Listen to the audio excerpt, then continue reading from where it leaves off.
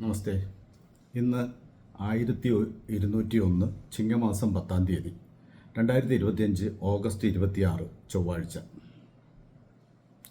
അത്തം നക്ഷത്രം 59 നാഴികയുള്ള ദിവസമാണിന്ന്.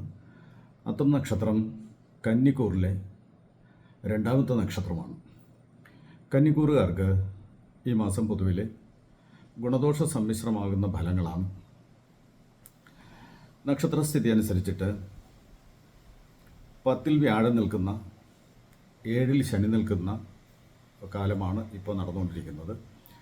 അത്തം നക്ഷത്രക്കാർ പൊതുവിലെ സമാധാനശീലരും ക്ഷമാശീലരുമാണ്. പക്ഷേ പ്രധാനമായിട്ടും ഇത് പുരുഷന്മാരാണെങ്കിലും സ്ത്രീകളാണെങ്കിലും അവർക്ക് പല രഹസ്യങ്ങളും മനസ്സിൽ സൂക്ഷിക്കാൻ കഴിയാത്തവരായിട്ടാണ് പൊതുവിൽ കണ്ടുവരുന്നത്. ഇത് ദേവഗണത്തിൽപ്പെടുന്ന ഒരു സ്ത്രീ നക്ഷത്രമാണ് അത്തം നക്ഷത്രം.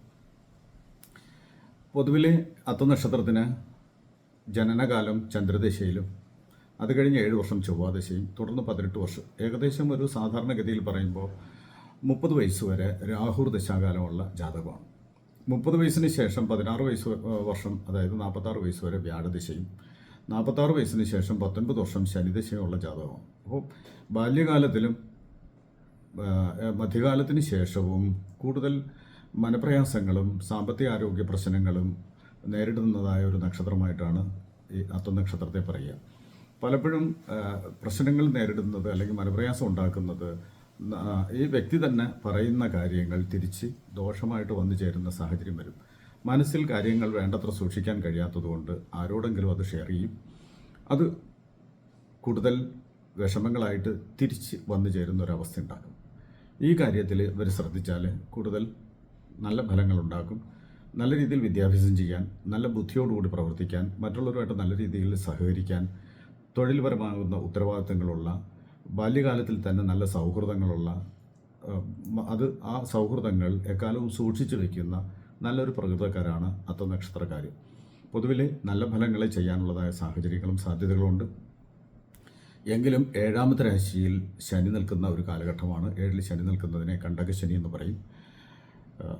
എങ്കിലും 10-ലെ വ്യാഴൻ 7-ലെ ശനിയുടെ ദോഷകാഠിന്യം കുറയ്ക്കും എന്നുള്ള ഒരു ഭാഗ്യം അല്ലെങ്കിൽ ഒരു നല്ല ഫലം ഉണ്ട്.